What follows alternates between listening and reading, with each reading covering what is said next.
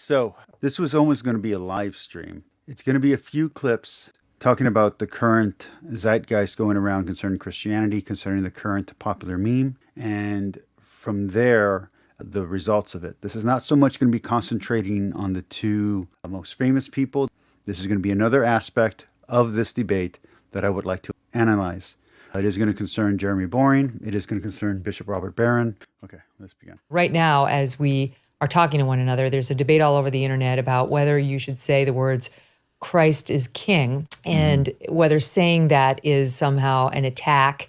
And there's been a lot of back and forth about how if it's said to a Jewish person as like, the New York Giants suck, if there's an implication that this is the only, right? Like what, if you believe differently, then you're bad, then it's provocative and it's using the Lord's name in vain. Whereas if you just state it as this is my belief, this is my religion, this is what's in my heart, it's something totally different. But every day there's a debate like this going on in our news and our social media and so on. Have you seen that latest? Yeah. Oh, yeah. I have a little bit. I just become aware of it. And a couple of things I'd say. One is the Feast of Christ the King within the Catholic Church was instituted in the early 20th century precisely by the popes who were recognizing the rise of fascism, and which often had a very deeply anti-Semitic quality. And they saw the danger of fascism was a deification of the state. So that's trouble with all forms of totalitarianism. The state becomes absolutized. In saying, no, Christ is king, they're putting a moral and spiritual authority over the state. The fact that we're one nation under God, that's not just pious boilerplate. That's a very important intuition that all of our political leaders, all of our institutions, all of our laws are finally under God, under God's judgment. Well, that's what Christ the King means. Here's the second thing I mentioned already when the first proclaimers of the resurrection said, Jesus Kyrios, Jesus is Lord. But look at the deep irony of that. To construe that as, okay, Caesar, you're out, and there's a new Caesar who's defeated you on your own terms, that's missing the whole point. The fact that Pilate, who put over the cross of Jesus, Jesus Nazarenus Rex Judaeorum, right? Jesus of Nazareth, King of the Jews. We're meant to see the tremendous irony in that, is the one who has no worldly authority, the one who has no worldly power, no worldly honor, just the opposite, is the one who in fact is the king. So it's not playing the old game of, us against them, or I'm going to fight your king on his own terms and take his place. It's a revolution.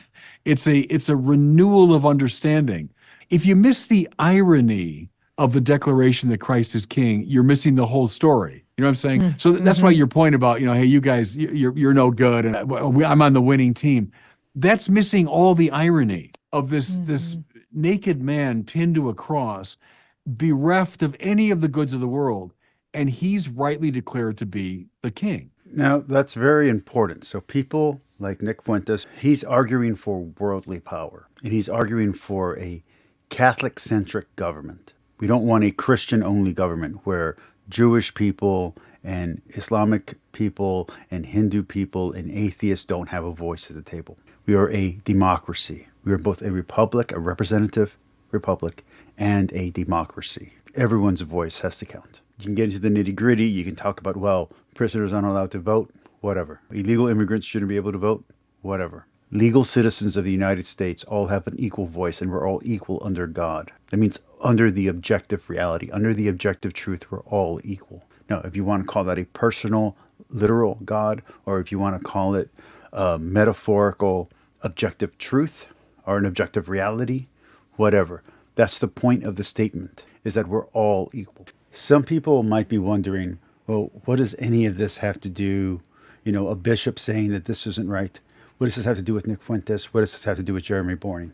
So the reason why Christ is king and why people misinterpreting or not allowing the total picture to be seen or acknowledged is a big deal. Why people like Lauren Chen defending Christ as king without acknowledging what people are using that as cover for, without acknowledging the blasphemy happening when evil people are using it for heresy, are using it for hate. The reason why it's a problem, I think, is explained perfectly here with Warren Smith. He explains exactly how this misunderstanding is taking place and what the dangers are.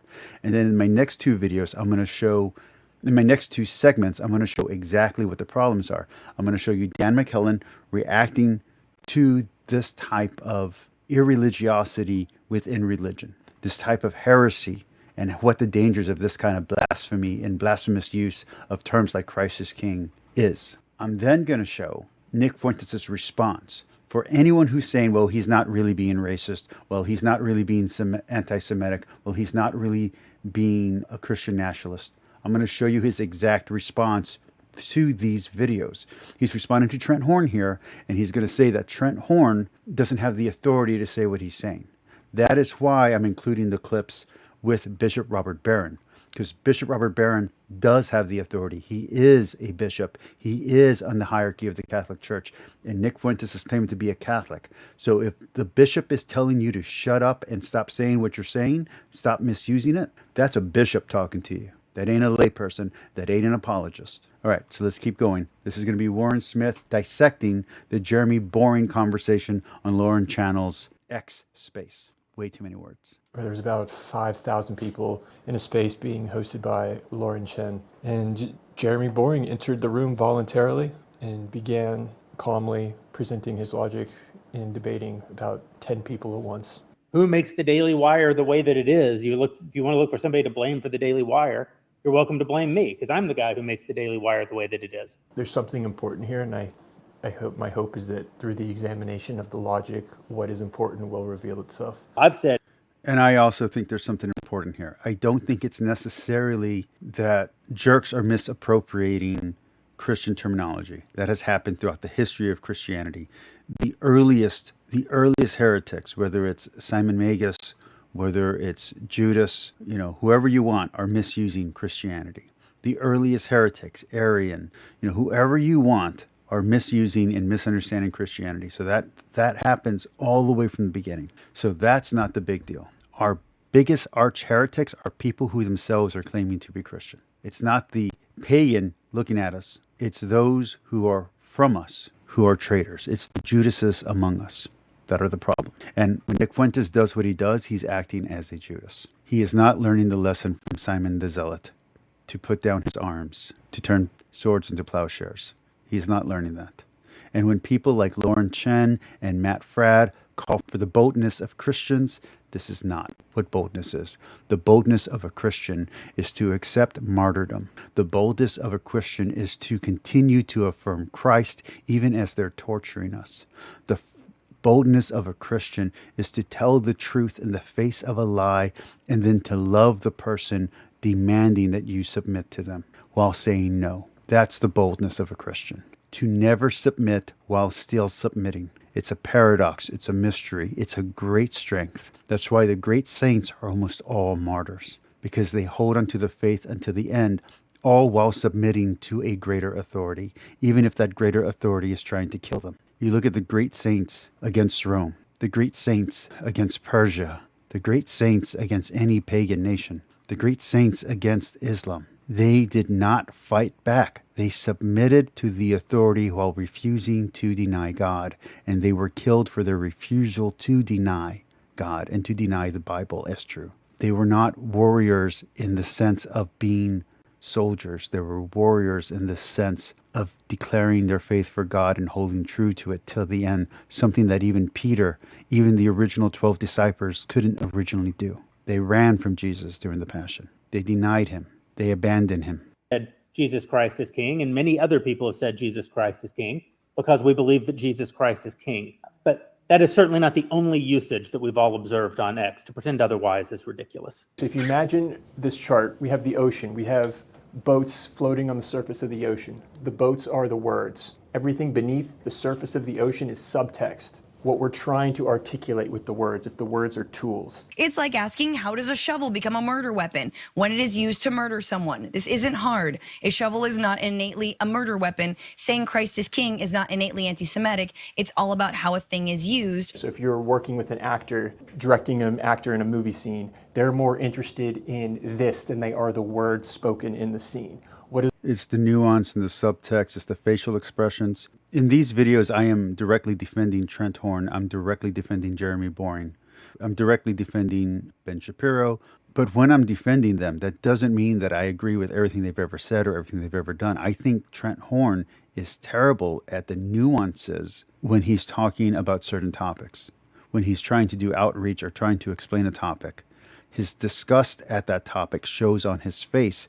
It's the nuance and the subtext that's the problem, not his words. His words are great. His words are great, but his facial expressions show a disgust for the person in front of him. That's the problem with his apologetic approach, is that you can see that it's a lie when he's saying he's being kind. You can see that it's a lie when he says that he accepts them for who they are because of his facial expressions, because of his gestures, because of the way that he pronounces the words. That's the subtext. There's a background history to it as well that's also feeding into the subtext. And that history has a very dark history when Trent Horn is talking to certain groups. The same thing here. Well, I'm agreeing with Trent Horn here, and Trent Horn is correctly identifying the negative subtext surrounded by the people who are currently using the term crisis king or any expression, Black Lives Matter, name the expression. It's a positive, true, good expression, but they're using it in a corrupt way. That is blasphemy. To take the cross and use it in a perverse way, to twist the meaning of the cross, is blasphemy. To take the Bible and use it for evil is blasphemous. There's a reason we consent to tradition. There's a reason we consent with orthodoxy.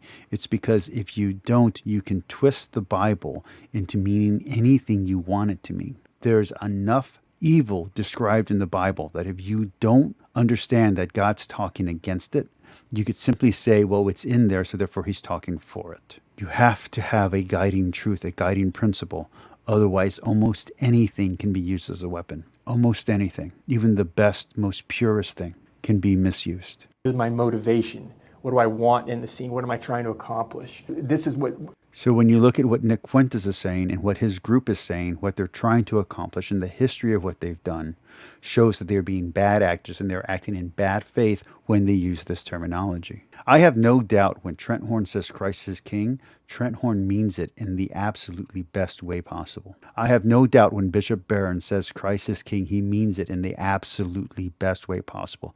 I have no doubt that when I say Christ is King, I mean it in the best way possible. I also have no doubt that when Nick Fuentes and his followers say it, they're being subversive, they're being blasphemous, and they're being hateful. Even though we're saying the same words, we mean two totally different things based on the context and the history of our behavior and our intent. What is more important, what you say or what you do, how you behave, how you... I would say what's more important, what you say or what you mean. I think what you mean is more important. And I think what you do is more important than what your intent is. But if what you mean and what your intent is are both negative, and what you do and your actions are negative, it doesn't matter how many nice words you say on top of it. If someone's abusing you or hitting you, but they say, I love you as they're hitting you, what's the actual action that's happening? Are they loving you or are they attacking you? They're attacking you.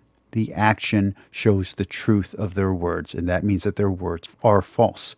They are speaking falsely. They are speaking with a forked tongue. They are speaking out of both sides of their mouth. There's a reason why these expressions exist. Live your decisions. There's been this whole Christ is King debate. Is that anti-Semitic to say it? Is the connotation, at the very least, anti-Semitic? So that's what the space was about. And how words, depending on what's beneath, can change meaning with what you do with those words. So then the question is, where do we draw the line with what we do and how we judge what we do? So this is going to get into America first and going to get into the First Amendment. Now, I'm a big believer in the Constitution in general, but there have been bad laws in the Constitution. For instance, prohibition. For instance, 2/3 rights for people of African descent.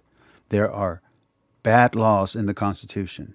Is free speech a bad law? And is free speech even explicit in the Constitution when you read the First Amendment? Is it explicit? Those are questions. Now, those questions are legal questions, and I believe free speech is a good. I do believe there also should be limits to free speech. You can't yell fire in a theater. That's the classic example. If there's not a fire, you cannot cause a riot with your words. That's the limits of free speech, is when you start harming someone else. So is Nick Fuentes' group yelling Christ is King? is that harm? Well, if they're using it as cover for harm that they're actually doing, for hate that they're actually spreading, for twisting of the gospel that they're actually doing, then yeah, that's harm. It's spiritual harm, it's physical harm, it's psychological harm. When a Muslim person says God is great, that doesn't mean that they're a bad person. In fact, as a monotheist, I can agree with him. When a terrorist says God is great before he's going to commit a terrible act, no amount of saying God is great covers up the evil that he's about to do. Context. Okay, so what can we agree on? Treat everyone the same regardless of race, going back to the original definition of racism, regardless of gender, and religion. Freedom of religion, which is built right into the First Amendment. We can't pick and choose parts of the First Amendment. If you're all about freedom of speech, you're all about freedom of religion. So what's the line? Obviously, any religion can go too far, a holy war, but is there something short of that threshold? What line can we define? How about imposing your religion on anyone else, telling them that their freedom of religion, compelling speech, compelling them to say what you want them to say, using this? And that's the problem with Nick Fuentes. Nick Fuentes wants people to say Christ is king to be able to be qualified to be a leader in our politics. That should not be a qualifier. Someone being a Christian should not be the end qualification for being a politician. We are a free nation, and everybody deserves representation. Everybody. No taxation without representation. Everybody who pays taxes deserves representation. That doesn't mean just voting. It doesn't mean that every single group and every single demographic has to vote between the best Christian. No, they get to vote between the best politician. That's the best politician for them that represents them. Now, you as a Christian might think that a Christian politician best represents you. That's fine. But you have to let everyone else also get a seat at that table. Because this is democracy.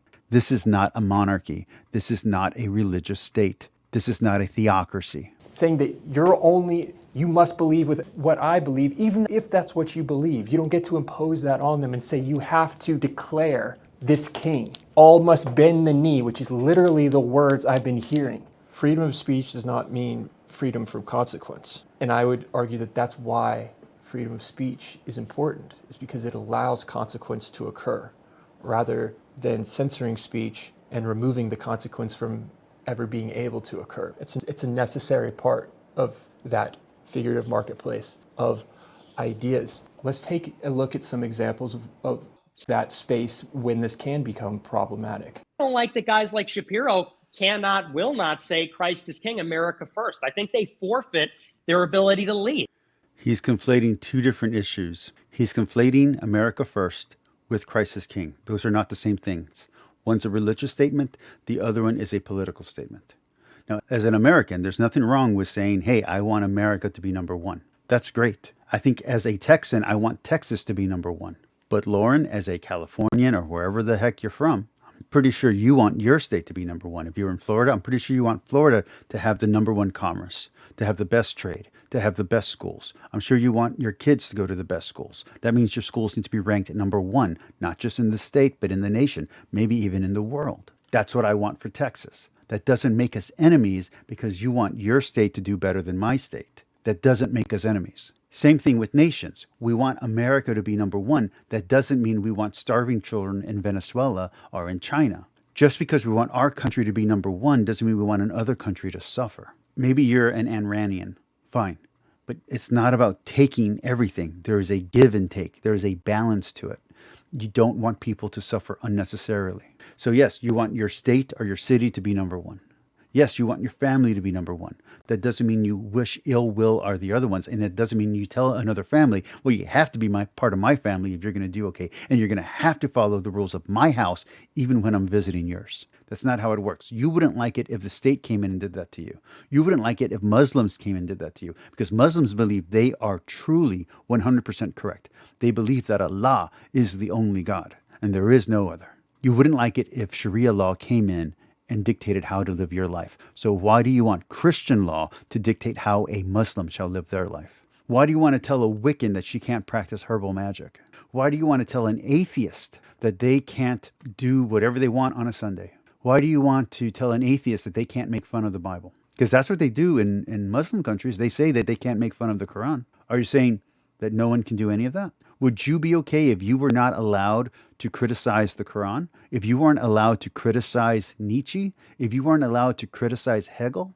Which atheistic philosopher are you not allowed to talk about? The same way that other cultures can't talk about Christian figures. Jewish people have the right to be Jewish. They do. And you can't take that away from them, and you can't force politicians who are not Christian to make Christian statements. That is where your words are leading. Okay, so when Nick Fuentes in that space, this came up to Jeremy Boring. So because Shapiro will not say Christ is king, of course he's not going to say it.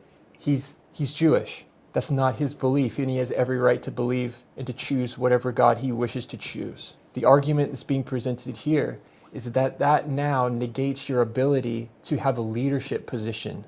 And as long as guys like Shapiro cannot say Christ is king and they refuse to say America first, I think it's notable Ben Shapiro has never uttered those words. Also, Ben Shapiro is not a political figure. He's not a politician. He doesn't have to say America first. We're allowed to have Israeli celebrities. Gal Gadot, hello. We're allowed to have European celebrities.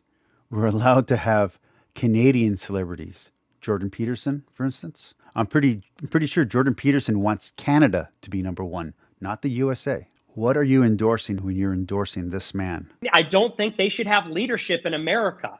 Okay, so a government under Nick Fuentes would require, by that logic, would require compelled speech. You would have to say what he wants you to say in order to even have a leadership position in government. You would have to say America first, and you would have to bow to the God that he wants you to bow to. So logically, don't argue to me that you're pro-free speech if you're going to make a statement like that. And I want to say that too. So for those who think that I'm being a Judas or a Satan or a Lucifer or a devil or anti-American, I'm pro-free speech. When I go into debates with atheists, with Protestants, with Wiccans, I let them speak. When I go into debate with Muslims, I let them speak. When I go into debates with Orthodox, I let them speak. I disagree with them on certain things, and we talk about those disagreements. But when we're talking, I respect their right to say what they want to say until it starts disrespecting me as a person or my faith. And then I defend my faith from there, or I defend my political belief from there. But they have the right to hold the opinion they hold, and they have the right to express the opinion they hold. The whole point in engaging with other people is to engage with people who you disagree with, to either A, find common ground, or if you're not going to find common ground, to understand each other better. There's an interesting contradiction here where he's actually advocating for the fact that he's able to hire and fire and make decisions on his organization. He goes on in that same conversation to say, I would never hire someone from my organization who would not say these things. So it's okay for you to make hiring decisions based on whether or not you agree, but it's not okay for the Daily Wire or for others. So it's full of logical contradictions here. It's full of hypocrisy. And I'm not trying to interject my opinion in any of this because logic does stand alone. Well, I am injecting my opinion on it. So the question is this problematic? In the Old Testament, individual Jews still choose or didn't choose salvation. The idea that they don't need to make that choice now and are on some pedestal is ridiculous. You're imposing that a certain religion needs to say what you want them to say. You're trying to impose Christianity on a different religion and a different faith and on a different group of people. That is false conversion. That is a sin. That's evil. Not only are you condemning them to hell, but you're condemning yourself. God only wants true believers. He doesn't want false converts. If it's not voluntary, is the journey real? If they just say, if I can just convince them, if I just hammer them enough to where they will bend the knee and say. In Islam, all you have to do is say you submit to God and you become a Muslim. That's it. Lauren Chen, is that what you want? Do you want Christianity to become Islam? I'm being real. Is that what you want? I don't think so. The words that I want them to say, does that hold the same value as them going on the journey themselves and coming to that conclusion themselves? How then do you get them to go on that journey? Because it's one thing for me to say, hey, this has worked really well for me. It could work well for you, and to leave it at that. But if you cross beyond that threshold, that's something different. What lines are you willing to cross? At the point of a sword, at the point of a gun, at the point of platforming them, at taking away their bank accounts? How far are you willing to go to force someone to become Christian, Lauren, and her followers? How far are you willing to go to force someone to become Christian? Okay, so we just heard Warren Smith dissecting what was wrong in Lauren Chen's understanding of what was being said. Again, I didn't cover the whole video. You want to watch that, go watch his channel, go watch Lauren's channel, subscribe to them, whatever. But I'm trying to show you exactly what the problem is when you take Lauren Chen's approach to understanding these kind of issues. So Warren Smith, who's being very reasonable. Now I'm going to show you someone who's not being reasonable. This is someone who dislikes everything that modern and even pre-modern Christianity stands for. He thinks it's patriarchal. He thinks it's oppressive. He thinks it's violent. He himself is a Mormon. He identifies as a Christian, but he doesn't agree with the sexism that he sees in the Bible. He doesn't agree with the anti-Semitism that he sees in the Bible. This is someone who's opposed to orthodoxy. So watch how he understands these kind of issues and watch what he says about our religion and how he views our religion. Listen to his implications, not just to his words. Hear the subtext, hear the nuance. What else am I wrong about? Everybody who wants the Bible to inform and give meaning and significance to their experiences and to their identities has to negotiate with it in one form or another. And as long as we're not deploying it to structure power and values and... So, again, someone who's opposed to our ideals, who understands the Bible better than you or I ever will. This man has degrees in biblical scholarship. He knows the original languages. He has access to books and information that we don't because we are not in colleges and because we can't read foreign languages that cover this stuff. And what's he saying? Don't use it for power and values. What are you saying, Lauren? Use it for power and values. Boundaries over and against vulnerable and marginalized and oppressed groups And don't use the Bible against marginalized and oppressed groups.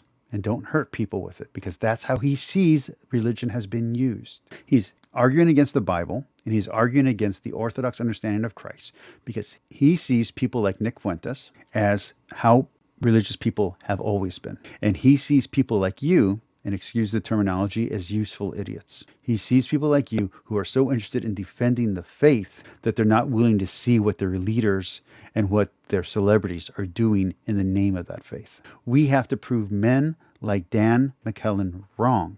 We have to, for the sake of Christ, for the sake of Christianity, for the sake of our faith as Christians. We have to prove him wrong. We have to prove every day that Christianity is not about hate. And it's not hard. All we have to do is follow the Bible. All we have to do is follow Jesus. All we have to do is radically love our enemies, forgive them. That's it. hurting people with our negotiations, I would say it's not so much a question of right or wrong, but of preference. All right. So first off, I switched from my Slurpee cup to something a little bit more manly. And now here's where the rubber hits the road. So Lauren Chen and a lot of people who are running cover for Nick Fuentes are saying, well, we've never heard him say anything anti-Semitic. This is Nick Fuentes' response to Trent Horn. This is this week. This is right now. This is his current view on things. This is not a month ago, a year ago, 10 years ago. This is his response to Trent Horn, okay? Trent Horn's a Catholic apologist. So Lauren and everyone else who's saying that Nick Fuentes is not anti-Semitic and doesn't say these kind of things, you know, here he is saying it. And here he is saying it as a political movement. And here he is blowing his cover, saying exactly why he's doing it. Does Trent Horn call out with the same seriousness on the basis of their being Jewish? The Bolsheviks, liberals, Zionists? Who cares about the Bolsheviks? And we can call ourselves Americanist. We want America to be number one. So this guy is already being full of it. Does he talk about how Jews have perpetrated crimes against Christians? Is there a... How about how Christians have perpetrated crimes against Christians? How about the War of the Roses? How about discrimination in the United States against Catholics from Christians, from Protestants? a word for denying some of the atrocities perpetrated by Jews or conspiracies or assassinations? But Jews... Do you not hear the conspiratorial nonsense he's spreading right now? The problem is not secret groups of people behind closed doors. The problem are regular, everyday people just like you and me. The problem is not a secret organization that's destroying our lives. We believe in personal responsibility. No one has messed up my life. I have made all my own mistakes. Nick Fuentes has made all of his own mistakes. Without any hesitation, they feel no reluctance to get in your face with the most entitlement, with arrogance and pompousness, and stick their fingers in your face and say, you're an anti-Semite, you're a Holocaust denier, that's very evil, what about Hitler? Shut the fuck up. Shut the fuck up. I'm so sick of it. And here's the crux of it. I'm a Christian. Okay, Lauren, deny anything that he's saying and deny the context of anything that he's saying. Someone ask her to deny this on air. I'm a Catholic. So what I am obligated to believe is the dogma of the Catholic Church. That is why I went ahead and had Bishop Robert Barron in the last few videos on this. So you can see that the Catholic Church also does condemn this. Not just in the Vatican II Council. The Vatican II documents do go against everything that you're saying and do condemn what you're saying. The Bible condemns it. The Vatican II documents condemn it. And the leadership of the Catholic Church condemns it. The Pope condemns it. Bishop Robert Barron condemns it. What more do you need? Last time I checked, Trent Horn is a Catholic apologist. I'm an American. I'm an adult man. I'll believe You're not acting like an adult. You're acting like a child. You're acting like a brat. the dogma of the Catholic Church. You're acting like a fussy baby. Like a little fussy baby. I'll believe to some extent the Trent Horn apologist arguments. I am not obligated to believe what Trent Horn says about the Holocaust or Hitler. The Catholic Church itself acknowledges the Holocaust. Are you saying the Catholic Church is wrong? Because if you are, you're not a Catholic. Checkmate, buddy. I'm a grown man. I'm an American. I am entitled to believe what I want. Also, Americanism and individualism is also a heresy according to the Catholic Church. Read the errors. Go ahead. Read it. You want me to go get the book? I can read it for you. About the Holocaust, whether it happened or not, however many people died in whatever manner, because that's an historical fact, not a religious fact. That's not my religion. That's not the dogma of my religion. And you, Trent Horn, are not an apologist for the Holocaust religion. You're an apologist for the Catholic religion. So that's the part that I can't stand. This entitlement that you're a Catholic teacher. Oh, now you're a teacher on everything? Now you're also a teacher on what Catholics can or cannot believe about the Holocaust? And to be fair, what Nick Fuentes is doing here is something a lot of online Catholics have noticed about Trent Horn, is that he overstretches his authority. And it has become an ugly thing with smaller YouTube channels when it comes to addressing Trent Horn. And I will admit I'm part of that group that doesn't like that Trent Horn has turned into his own authority. But that has nothing to do with this. Again, he's using a real issue as cover for his hate. The problem here is Nick Fuentes' hate.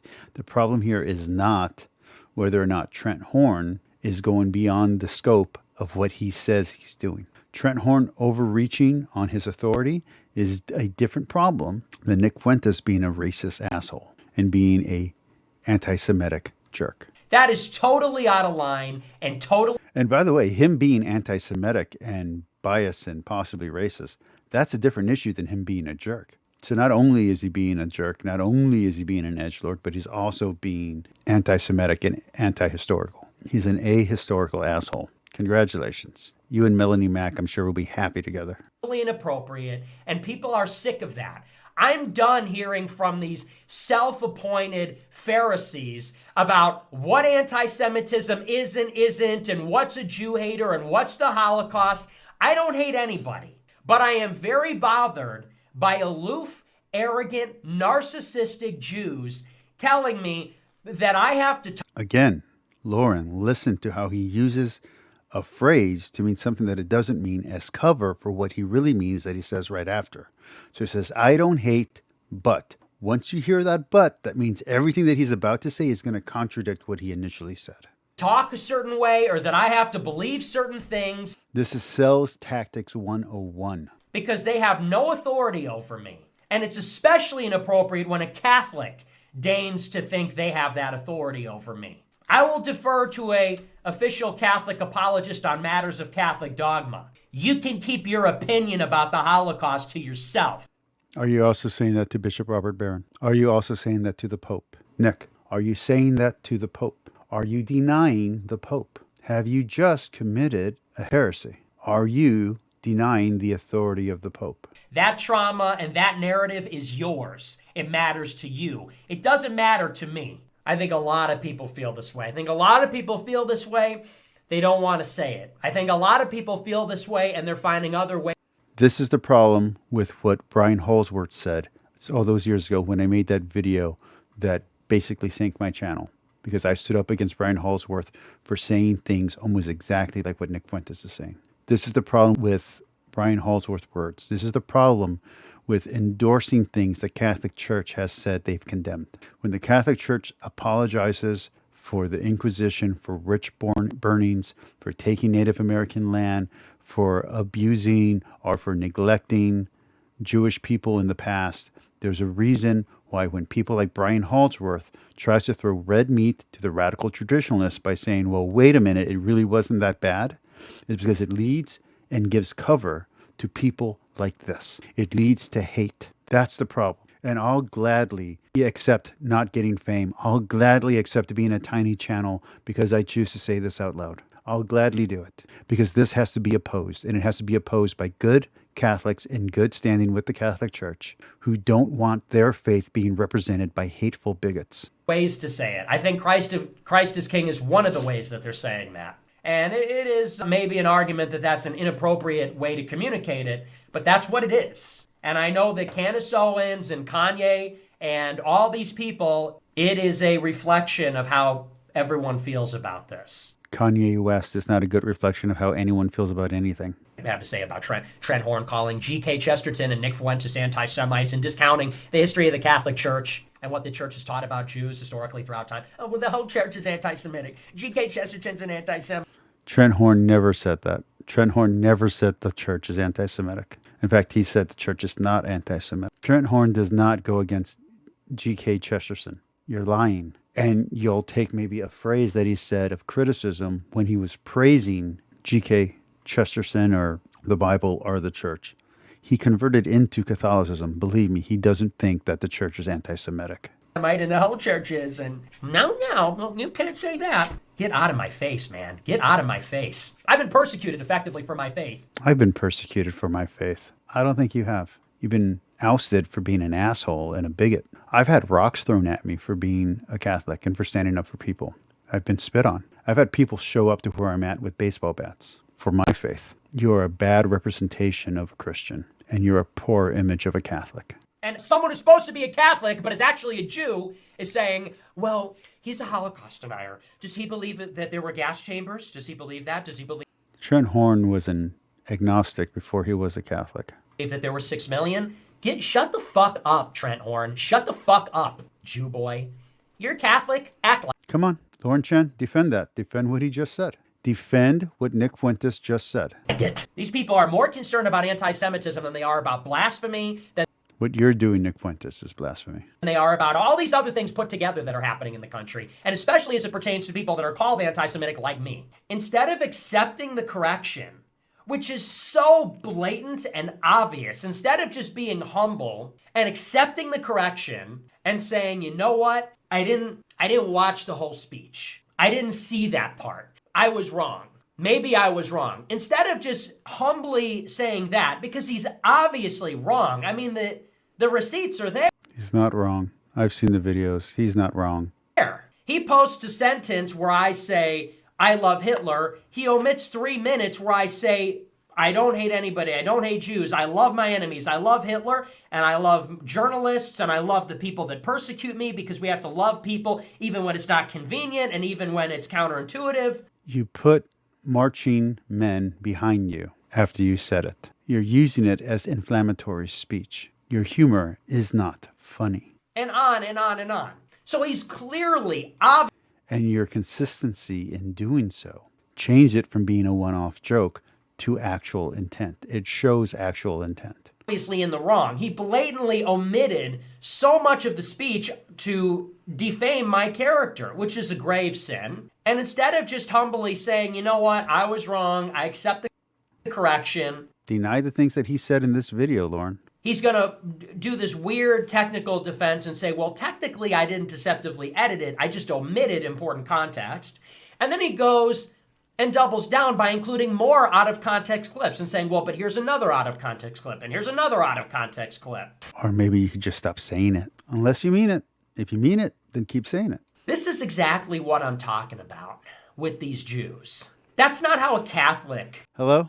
Hi, Lauren? Hi? Did you hear that? should behave. There's nothing Catholic about that variety of behavior. Okay, you're a Catholic apologist. There's nothing Catholic about your behavior right now. No Catholic in public standing talking about their faith should be talking how you're talking, should be speaking how you're speaking. But you're acting as an apologist for this anti-Semitism religion. Trent Horn is a Jew. He's a proud Jew. He talks about how his kid has a Jew fro and all this. And just like all the other Jews who are secular or atheists, this is his blind spot. This is his source of pride. And he can't tolerate somebody that isn't going to bow down at the altar of the Holocaust and anti-Semitism. He'll go and argue with Destiny and porn stars. Okay, consider the following. He will go in person and sit in person with polyamorous cucks, porn stars, and he'll argue about and whether it's ethical. And he'll argue about pornography and whether that's ethical with these degenerates. Any supporter of Nick Fuentes that has an audience of my size, so we're talking about anyone from the 1,500 subscriber base. You can go down to 1,000, you can go up to 2,500, but relatively within the same size. Who wants to debate me on this topic? Let's go. Let's debate. I host open rooms every Thursday. I am welcomed on many, many neutral channels that are not pro-religion. We can go to any one of those. You want to debate over this? Pick a topic that's on this, that's related to this topic, whether it's Nick Fuentes, whether it's anti-Semitism, whether it's should the Catholic Church endorse the things that Nick Fuentes has said, meaning these specific statements, whether or not these statements are anti-Semitic. I'm down for it. Let's go debate. He refuses to engage with me. I'm Catholic. I preach You preach hate. people should not drink or smoke. I preach people should stay Catholic Church doesn't say people shouldn't drink. In fact, they're okay with it. Catholic Church doesn't say people shouldn't smoke. In fact, they're okay with it. So what you're saying has no relevancy to Catholicism. celibate until marriage. I tell people to go to Mass and pray before their meals and pray every day. There's no anything about praying before your meals. There is the Liturgy of the Hours. Maybe you should practice and read that so you can get away from your hate. People credit me with renewing their interest in the Catholic Church. And people credit me with renewing their interest in the Catholic Church, and I got a tiny channel. People credit Trent Horn with renewing their interest in the Catholic Church. Again, you're saying nothing. Going back to the Catholic faith. So you'll sit and argue with porn stars and cucks. Yes, because Jesus also sat down with prostitutes and tax collectors. And freaks and argue. And Jesus took care of and sat with and traveled with the lame, with the outcast. Yes, I will go onto 1,000 channels that disagree with me and tell them of God's love. Streamer, content creator, I don't care. If they're willing to hear me out and hear me talk about God, yeah, I'll talk to them. And if they want to tell me all the ways that I'm wrong, I'll listen to them. Yes, that is the call. To spread the word, that is the call. Not to talk to people who already believe. Jesus didn't stay with the 100 sheep and let the one go away. No, he left the 100 sheep to go save the one. That's not beneath you. But it is totally beneath you, totally wouldn't dignify it to sit down with a fellow Catholic because I am perceived as anti-Semitic. No, it's because you're a jerk. Also, Trent Horn's never sat down and talked to me, and I'm a Catholic. I don't hold that against him. He's literally talked to one of the worst, most ill-informed atheist polemicists against Catholics, against Christianity, and he's never talked to me at all. So what? The point is not to be famous. The point is not to talk to Trent Horn.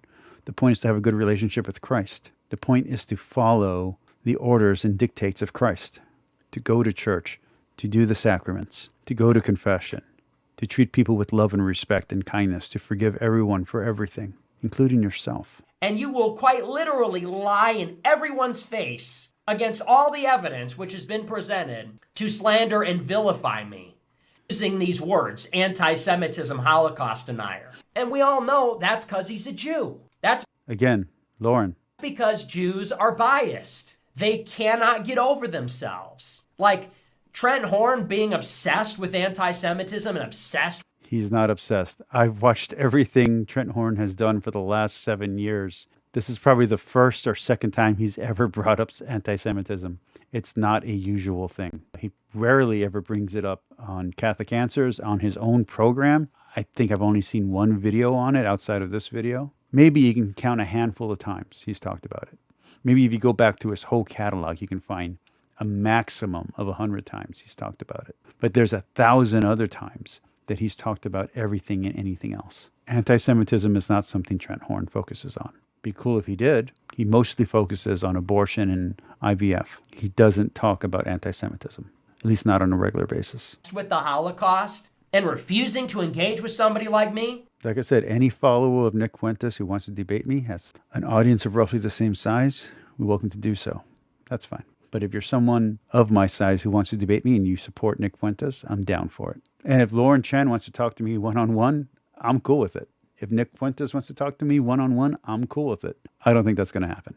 So if you're a supporter of his and you want to defend him, come on, let's talk. Put in the comments that you want to debate me and let me know when and where, and we'll debate. Well, we all know, well, coincidentally, it's because he's Jewish. And we're just sick and tired of that. We're just so over that. All right, so that was disgusting and hard to listen to. All right, hopefully this video will be up in the next few days. I mean it. Anybody wants to debate me defending Nick Fuentes, get in the comments. Anybody wants to debate me defending Lauren Chen, get in the comments. We'll set up a date whenever I'm free and you're free. We can debate. I do try to have open rooms every Thursday, so we can do it then. You want to do it on a different platform? That's fine. I'm willing to debate anyone, especially on this topic, especially about this man.